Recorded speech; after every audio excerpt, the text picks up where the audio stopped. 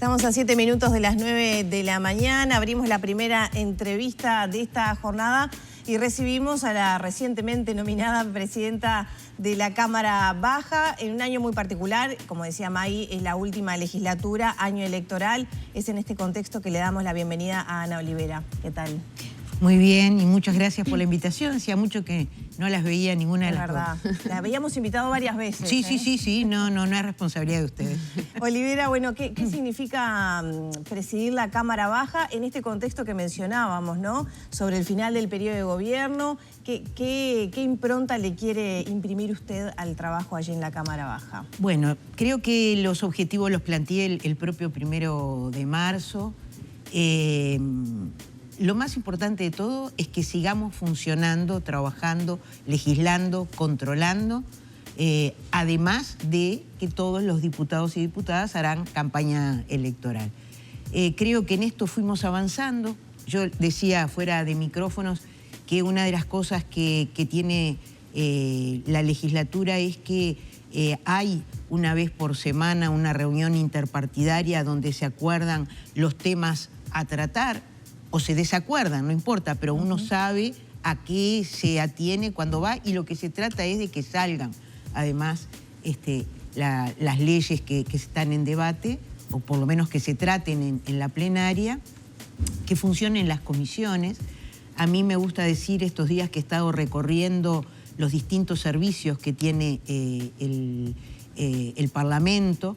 Recién se decía, bueno, la legislatura termina el 15 de septiembre. Terminan las sesiones ordinarias, pero el funcionamiento de la Cámara, es decir, sigue existiendo y sigue dependiendo el funcionamiento de la Cámara de la presidencia de la Cámara. Todas las resoluciones, las licencias, los pases en comisión, el pago de los sueldos, las compras que haya que hacer, todo eso pasa por la presidencia. Yo le decía ayer a Sebastián Andújar, me dijiste todo lo que iba a tener que hacer, menos el volumen del trabajo administrativo que también incluía la presidencia. Pero volviendo al mayor desafío, si tenemos todavía muchos proyectos de ley, la vida de los uruguayos, la vida de las uruguayas no se suspende por la campaña electoral, por lo tanto, el continuar legislando es un gran desafío.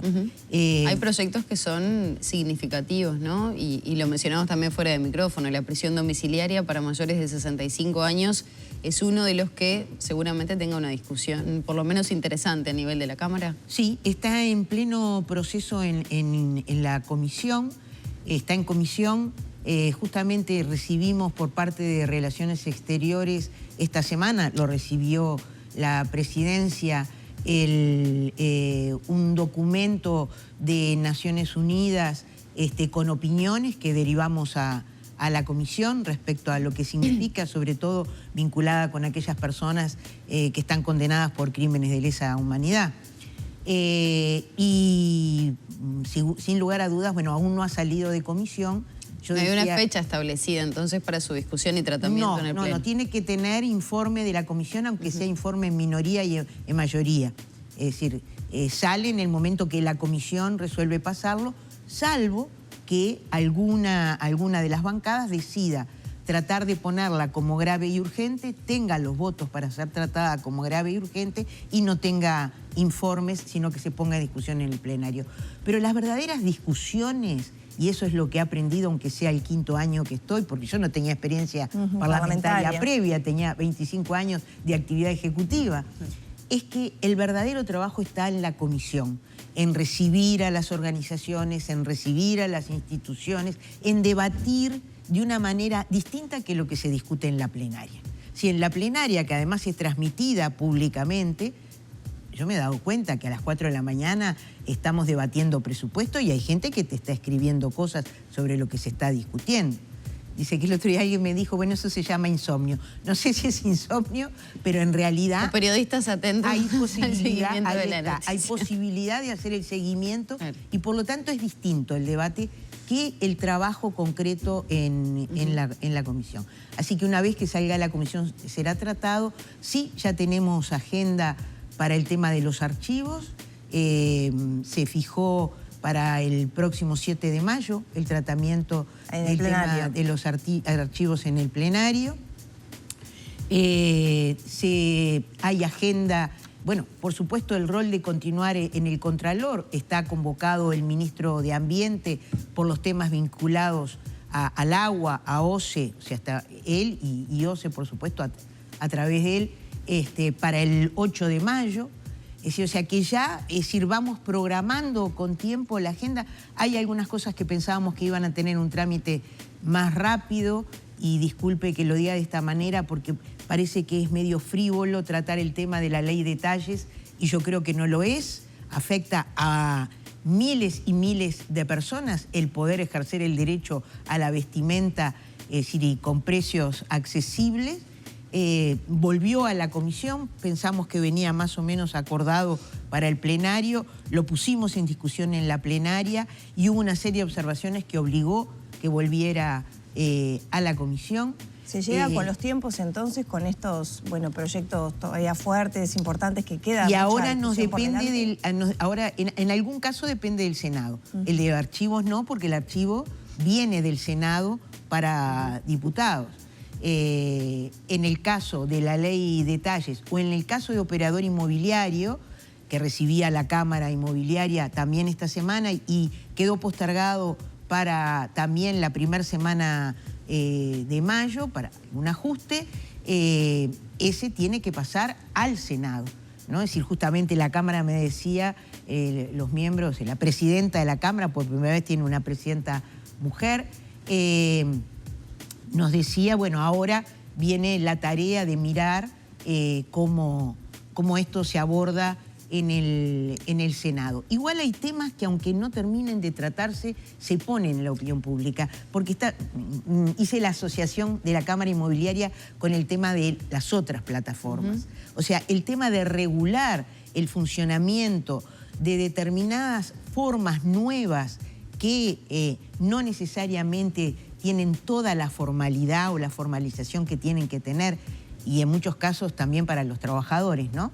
Es decir, que lo dejó sobre la mesa el tema de pedido ya. Así que eso también es un proyecto que hemos presentado, pero hay también proyectos que han venido del Ejecutivo, que es un tema que nos interesa que se trate, aunque no se culmine, pero poner en debate. Ahora, ¿qué pasa justamente con eso, Olivera? Para también clarificarlo un poco a la ciudadanía. Proyectos que quedan con media sanción, que no se terminan de definir en este periodo legislativo. ¿Qué pasa a la legislatura siguiente? ¿Qué pasa con todas esas cuestiones? Bueno, hay algunos que nosotros aspiramos a que se culminen en esta legislatura. Digo a la inversa, ¿no? Un proyecto que quizás es muy polémico, pero que tuvo votos de casi todos los partidos, como es el proyecto de eutanasia. Es decir, tuvo aprobación con 57 votos en diputados y ahora está en debate en el Senado. Iba a ser debatido esta semana, aparentemente pasó para el mes que viene. O sea que hay algunos que, es decir, uno piensa que pueden, que se pueden llegar a los acuerdos para que salga, que tengan los votos necesarios. ¿Qué pasa si esto no sucede? Uno, se puso el tema sobre la mesa, es decir, va generando también opinión. Hay temas que tienen que dejar de ser invisibles. Y por otro lado, la posibilidad, porque eso ha sucedido, es que se desarchive en la legislatura siguiente. Eso pasa con la ley de talles. O sea, la ley de talles ha tenido muchas versiones en las distintas legislaturas. ¿Pero se mantienen las medias sanciones? No se mantiene la media sanción. Se desarchiva. Se vuelve a trabajar en la legislatura siguiente. El caso claro es el de la ley de primera infancia. La ley de primera infancia estaba en comisión en el periodo pasado, no llegó a la plenaria, y lo que se hizo en este periodo fue desarchivarla, tuvo votación unánime en diputados y ahora está en el Senado, ¿no?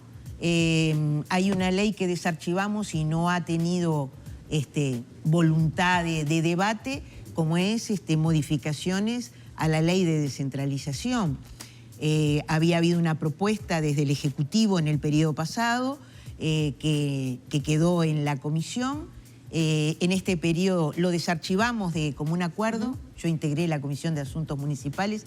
Digo integré porque como presidenta no debo integrar ninguna comisión. Integré asuntos municipales, población y desarrollo, y la que me abrió mucho más la cabeza, que fue la de presupuesto. Olivera, sí, me imagino. ¿Cómo impacta que sea año electoral? Y lo pregunto también pensando lo que usted describía, por ejemplo, de la discusión en el plenario, que pueden tener, digamos, otras características a lo que pasa, por ejemplo, en comisión, y también ese correlato que a veces hay en las redes sociales, enfrentamientos que hay a veces, bueno, que tienen, ¿no?, su eco en redes sociales.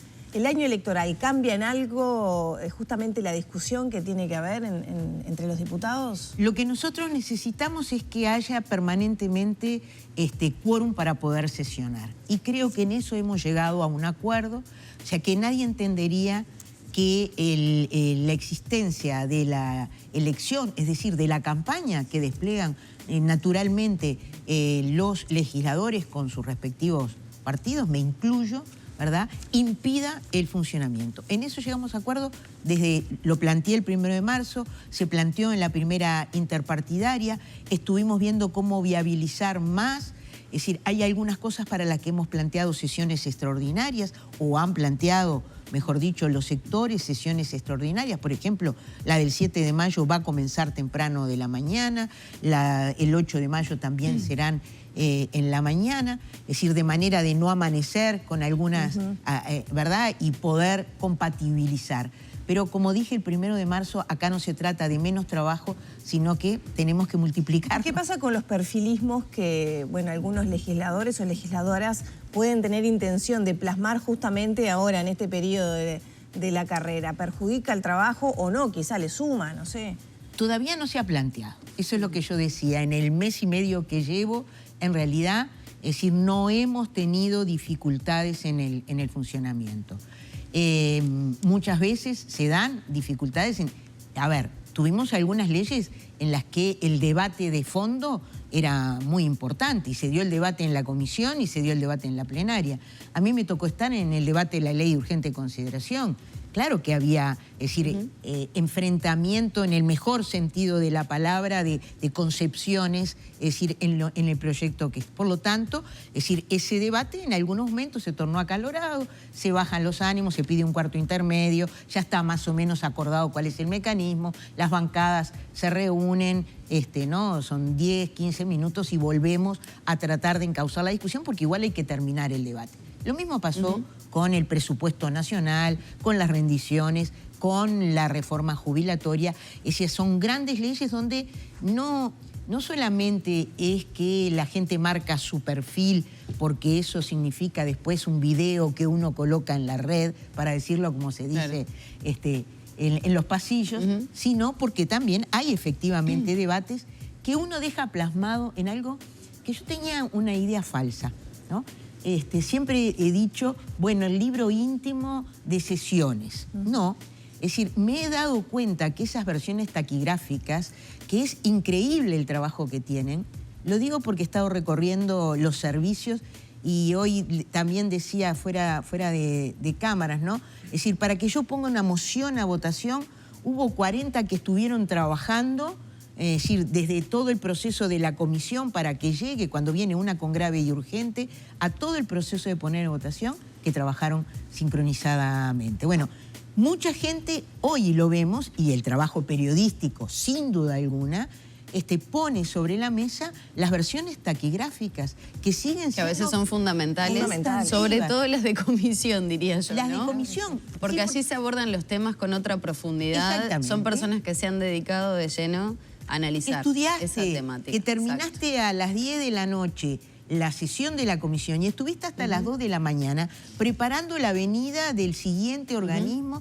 Y yo decía, escuchaba a Correa Freitas, ¿no?, en la reforma jubilatoria, plantear el tema de la creación del BPS y leer a Macera, ¿no?, en la versión taquigráfica de cuando se funda el BPS. Yo digo, bueno, en realidad esto se estudia en la universidad, o sea, viene, ¿no?, un catedrático a decirnos, bueno, ¿por qué se hizo esto? Pasó con colonización.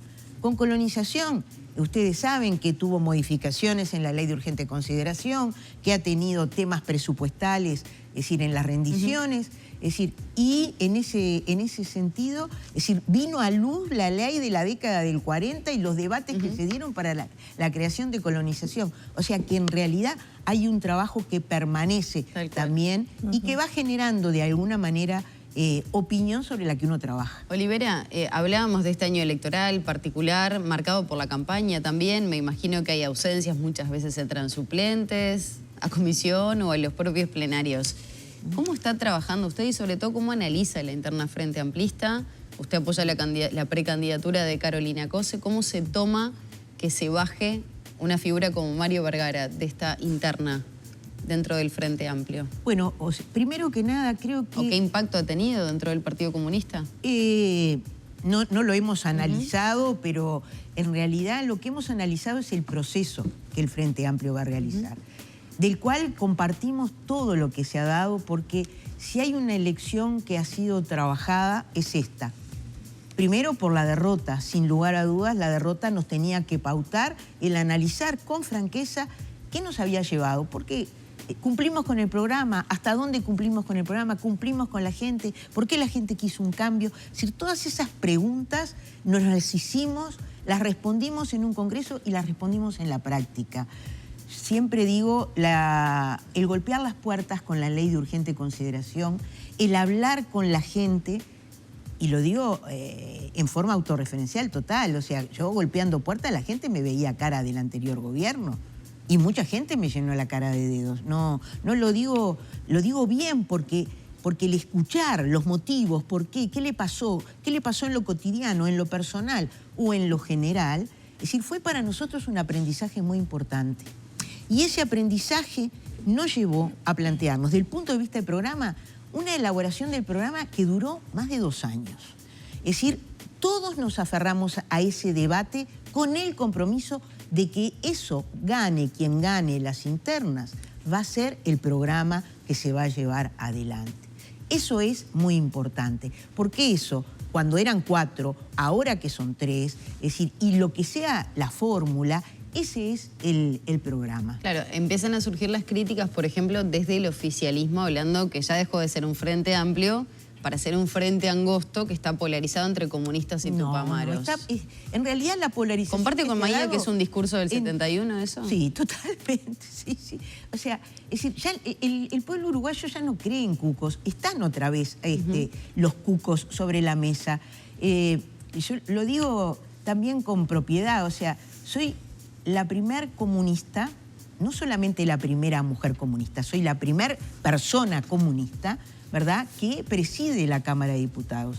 Para afuera es algo que llama la atención, y no llama la atención negativamente, llama la atención positivamente. Lo veo porque entre las tareas que tengo es recibir a las delegaciones y todo este sistema nuestro de la rotación, de por qué nos toca, de los votos, ¿verdad?, porque en definitiva estoy ahí no por todo lo que me quieran todos los legisladores, es decir, más allá que el que quiso alabar, alabó, y el que quiso, es decir, igualmente, Olivera, esto sin sacarle mérito.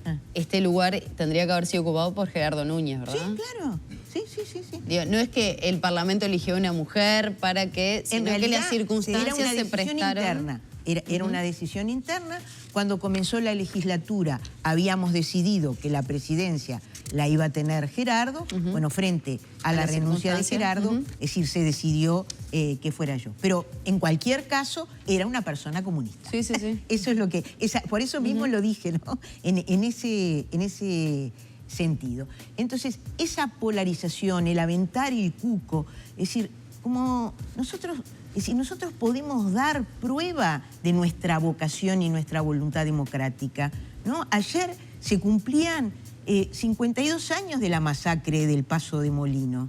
El día anterior, es decir, los 40 años del asesinato de Roslik. Vaya si podemos dar fe de lo que pusimos para reconquistar la democracia. Entonces, esa polarización está dada por los candidatos, porque le podría dar varios ejemplos. La polarización está dada por los candidatos del Frente. Por las candidaturas. Eso fue lo que ayer. Es eso. O sea, hay personas en departamentos que pertenecen a Asamblea Uruguay que antes que se tomara esta decisión ya habían tomado la decisión de respaldar a Carolina Cose, porque Asamblea había dejado libertad de acción. Hay departamentos en el que el PDC respalda a Carolina Cose. Digo para ver que en realidad es también la impronta de los candidatos la que ha llevado a tomar definiciones, ¿verdad?, que no tienen que ver con los comunistas versus los Tupac, que es la simplificación de todas maneras, más burda. No es lo mismo un candidato, un precandidato que el otro, ¿no? Son improntas diferentes, porque también está eso que se señala muchas veces desde el oficialismo actualmente, de que el Frente Amplio puede poner a cualquiera que igual no importa. Yo te agradezco que no hayan mencionado la heladera, pero yo ya fui al psicólogo y cuando me escriben la heladera que habla, yo pongo, soy una General Electric, soy muy duradera.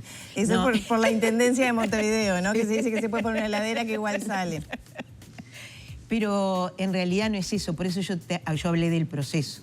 O sea, nosotros hicimos un proceso en el que pensamos que el Frente Amplio es quien es candidato o candidata. Es eso. Entonces, el hecho de no rasparnos, el hecho de no pegarnos, tiene que ver con que después del 30 de junio, sea quien sea, vamos a salir con la fórmula en las primeras horas de la definición. Y por lo tanto, el cuidar extremadamente la unidad del Frente Amplio es sustantivo. Hay improntas, hay prejuicios, pero no son del orden de que a Carolina la respaldan comunistas y socialistas. Yo lo ejemplifico muy bien en el prejuicio que ejemplificó el expresidente Sanguinetti, ¿no? Cuando dice, Carolina Cose es conflictiva. Y yo digo, no, Carolina Cose es confrontativa. Carolina Cose sale al cruce de los temas, da respuestas sobre estos temas. Si lo hace un hombre, ese hombre, mirá, va para adelante.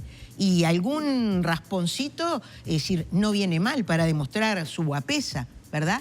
Si una mujer hace eso, se llame Carolina Cose o cómo se llama, es conflictiva. ¿Se cuelan prejuicios machistas entonces con esa candidatura? Sí. Y yo creo que en ese sentido la campaña va a ir desarrollando, porque una de las cosas que yo escuchaba a Mario, con el que tengo una relación de años, él era subsecretario al mismo tiempo que yo era subsecretaria del Ministerio de Desarrollo Social, y juntos trabajamos todo lo que fue el presupuesto del plan de emergencia. O sea, trabajamos mucho juntos, creo que nos tenemos aprecio mutuo, y en realidad él decía ayer, es decir, que bueno, que cuando vos ves que en realidad la polarización entre los candidatos ha llevado a que sea muy bajo el porcentaje, y lo hace en función justamente, ¿no?, de ir contribuyendo a la propia elección, es así. La polarización fue más allá de las ideas en el caso del grupo, del espacio que él había creado. Y por diferentes motivos, ya del espacio había quienes seguían convencidos del espacio con Mario, pero ya habían adherido. ¿No hay molestia entonces por el apoyo a Yamandú Orsi, de parte, por lo menos suya, del Partido Comunista, ¿Cómo va a haber molestia? De los integrantes? ¿Cómo va a haber molestia? No, o sea, a ver, uno tiene que respetar las decisiones de los sectores. O sea, hay cuestiones ideológicas de repente que coinciden más con Yamandú Orsi. Pienso, por ejemplo, en la visión que se tiene de la reforma de la seguridad social. El Partido Comunista apoya esa recolección de firmas. Mientras tanto el MPP no, convocatoria sereñista no lo había hecho. Hay diversas razones por las cuales el Frente Amplio dejó libertad de acción. Es lo mismo, hemos trabajado mucho en la construcción de la unidad en estos últimos 3 años. Y la llegada a esa libertad de acción nos tocó estar en diversas reuniones, es decir, donde fuimos afinando cómo nos lo íbamos a plantear. Y eso significa también trabajar a tu interna, ¿verdad? Porque no es solamente llegar a acuerdos y no llegan los acuerdos de las cúpulas, como dice la gente. No, esto significa otra cosa. Entonces, allí hay diversos motivos por los cuales no se apoya. Ya tenemos que cerrar y nos quedan muy pocos Y yo soy muy segundos. charlatana. Quizás sea injusta con esta pregunta, pero bueno, se ha dado ahora recientemente un nuevo debate sobre el tema de la gente en situación de calle y le quería preguntar su opinión a propósito de este debate que se está dando, de la situación que se está viviendo. Usted fue intendenta, usted estuvo en el Ministerio de Desarrollo Social. ¿Cómo está viendo esto? Primero que nada, creo que es absolutamente injusto y no es con lo único que sucede que el Ministerio de Desarrollo Social, que ha cambiado de todas sus autoridades varias veces en el quinquenio, diga que la responsabilidad de este incremento enorme que hay un 58% más que en el 2019. Estamos hablando de personas, ¿no? Entonces, me parece que lo que hay que hacer es qué pasó, de por qué la interinstitucionalidad que hay que trabajar. Uno de los aspectos, pues nosotros fuimos muy francos en la transición en este tema, justamente por lo que estabas planteando. Es decir, acá, si todas las instituciones que tienen que ver con el tema no trabajan mancomunadamente, es muy difícil el abordaje de las personas en situación de calle. ¿Por qué? Por la cárcel, por la salud mental, es decir, son muchos los temas. Entonces, lo último es la consecuencia, si hay campamento o no hay campamento, que la Intendencia antes, ahora, siempre, pero lo levanta partiendo de la base de que lo que estás tratando es con personas, ¿no? Entonces, de verdad, esta arremetida contra la Intendencia, en vez de mirarse, es lo mismo, el tema de la pobreza infantil. Es decir, parece que fingimos demencia frente al crecimiento de la pobreza infantil cuando hubo 50 millones de dólares por año en el 22, en el 23, es decir, este año, es decir, y sin embargo no se pudo gastar todo ese dinero y creció 4 puntos la pobreza infantil del 19 hasta ahora. Entonces, hay que mirarse un poco y sincerarse de cuáles son las concepciones que fallaron en este tema. La Intendencia y el MIDES y ACE y EINAU y INISA tienen que trabajar juntos y el Ministerio del Interior tienen que trabajar juntos. El problema es que para algunos este es un tema sustantivo y para otros este es un tema accesorio. Por eso hay que hacer un plan juntos. Con la primera infancia es igual. Este año recién se conforma un equipo para abordar el tema de la lucha contra la pobreza. Lo discutimos con los distintos ministros varias veces y nos decían, estamos en otra época, la coordinación ahora alcanza con el celular. No, si los planes no se elaboran en conjunto, no hay posibilidad de avanzar y la integralidad es una palabra más que queda muy bonita. Muchas gracias por estos minutos. Disculpen que me apasioné. Cerramos por aquí la entrevista, entonces ya son las 9 de la mañana, 21 minutos.